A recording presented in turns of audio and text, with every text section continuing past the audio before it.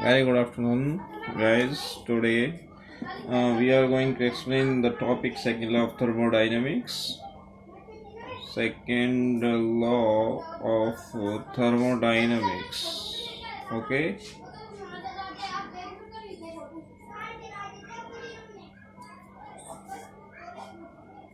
So this law states that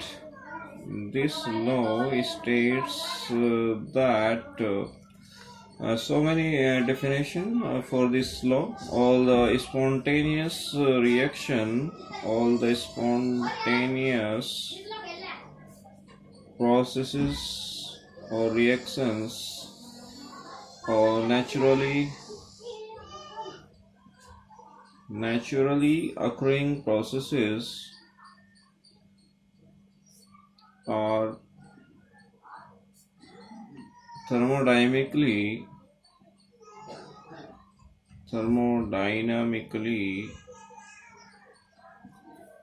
irreversible. So first statement in this second law of thermodynamics here is states, so all the spontaneous processes or naturally occurring processes are thermodynamically irreversible.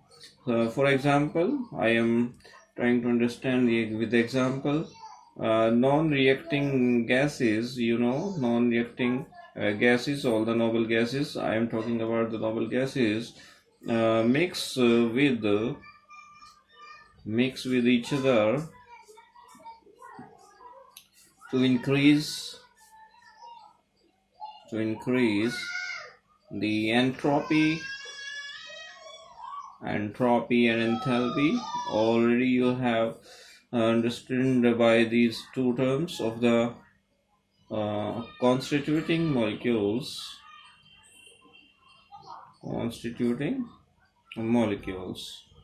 Okay, but these cannot get separated from the mixture, but we cannot separate of them from the mixture.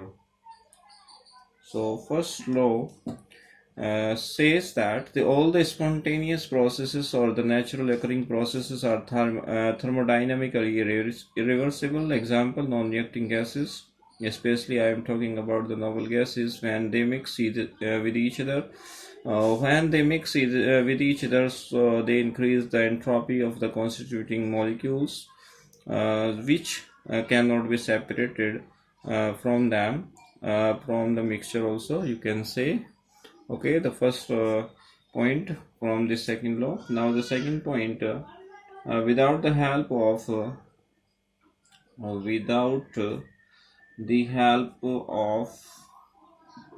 an external agency, a spontaneous process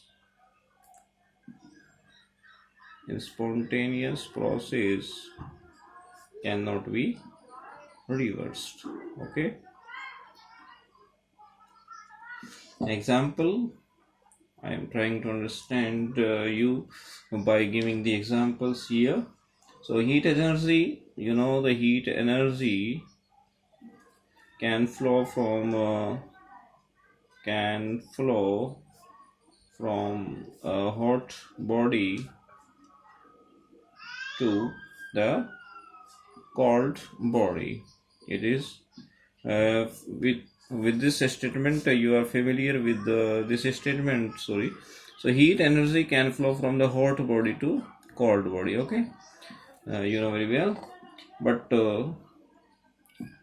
cold body to hot body, it cannot flow, very well. So the hot body releases lots of heat energy, and heat energy can be flown to the cold body, but cold body does not have heat energy, so it cannot flow through the hot body unless unless the further heated. Okay, so the statement clarifies the term. Hot body already has the heat energy and it can flow through the cold body, but cold body firstly it requires to heat to convert the heat energy, then it will flow, so it will take a lots of time to do this process. Okay, so the next point through the second law of the thermodynamics, which is very important, the entropy of an isolated system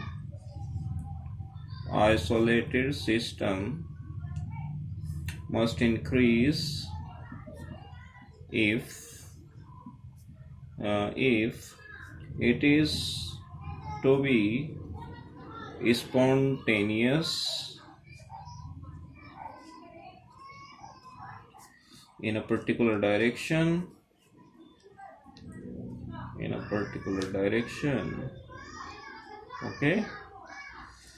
Okay, example, I'm talking about the entropy of the system is greater than the 0.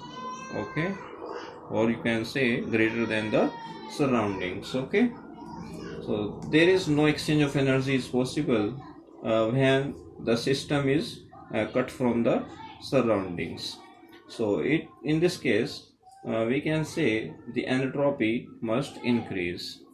The entropy must increase. Okay, the last point, in a non-isolated system,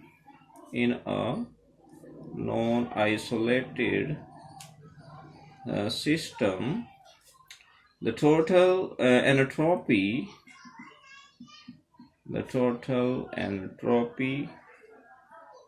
of both I am talking about both system and surrounding must increase or must be positive. Okay, example, or here is the system entropy plus entropy for the surrounding is greater than the 0.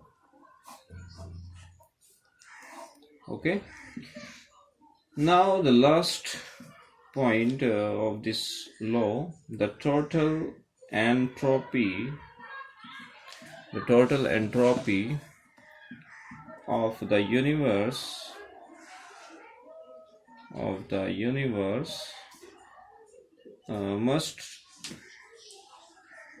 must have tendency to increase in a spontaneous process.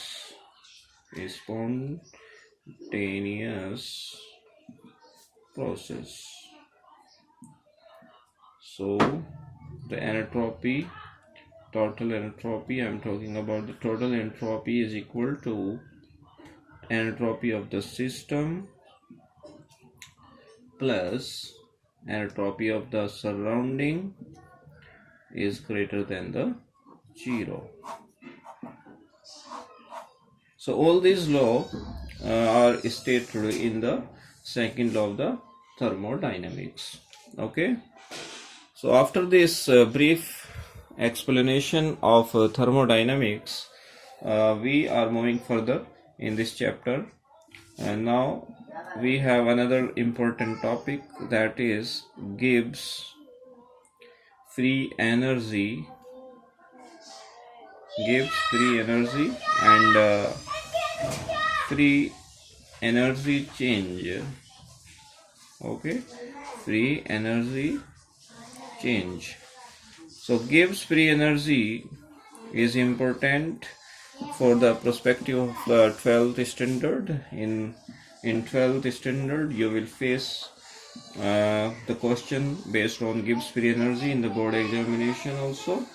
So according to Gibbs free energy, because Gibbs here is the name of a scientist who has introduced this term free energy, J.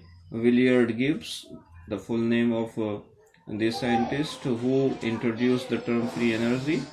So here is free energy to predict the direction of in spontaneity especially. So it is stated that according to this theory, or we can say, so the amount of energy available, the amount of energy available for doing useful work, useful work together or under the conditions of a constant temperature and pressure. Okay, so under these conditions, at constant temperature or the pressure, you can say the amount of energy available for doing the useful work is free energy. Okay, it is denoted by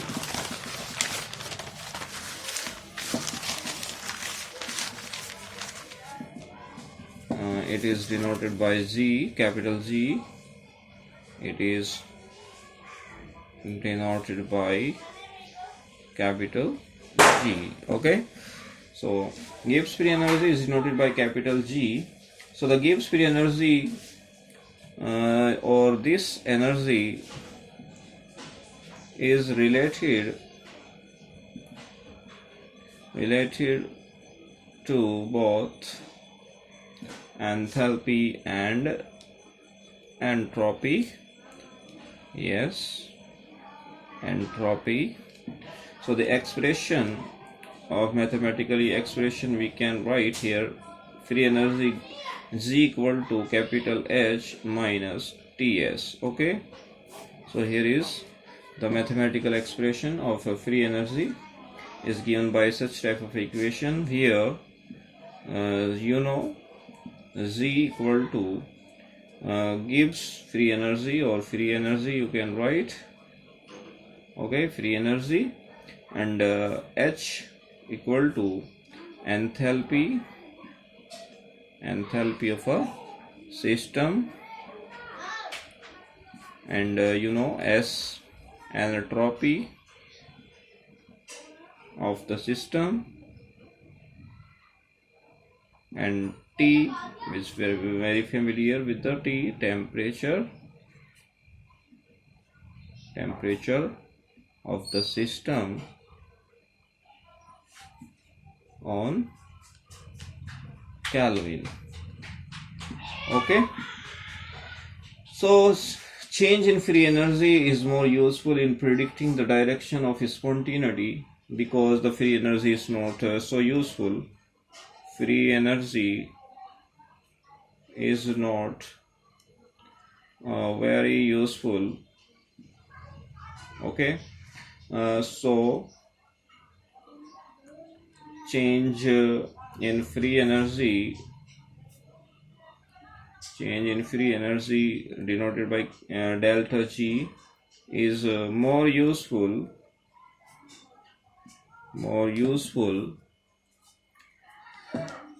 in predicting the direction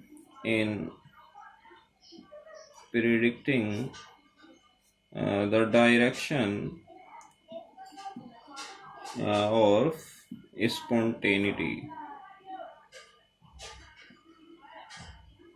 Okay, so suppose, or we have an expression here. Suppose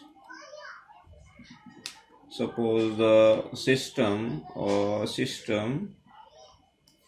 in its initial state as mentioned, say 1, okay, and a change in another state change in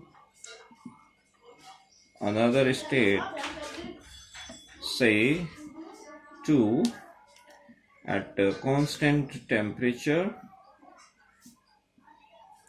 okay, at constant temperature T. So free energy with two states, free energy with the two states is represented by G1 equal to H1 minus T S1. This is the state 1, okay, and G2 equal to H2 minus T S2. This is the state number 2. Okay, the change in free energy, the change in free energy del G equal to G2 minus G1, having the value of G2 and G1 here is H1 minus H2 minus H1, okay, H2 minus H1 minus T and S2 minus S1. You can write it del G equal to change del H minus T del S, okay. So here is the final change in free energy. The final equation is del G equal to del H enthalpy minus T change in entropy, okay. So here is a change in enthalpy and here is change in entropy, which is mentioned here. So del G, this equation also known as the Gibbs Helmholtz equation. So this equation is known as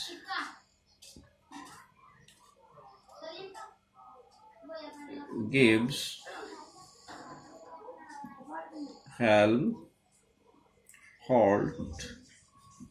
equation, okay.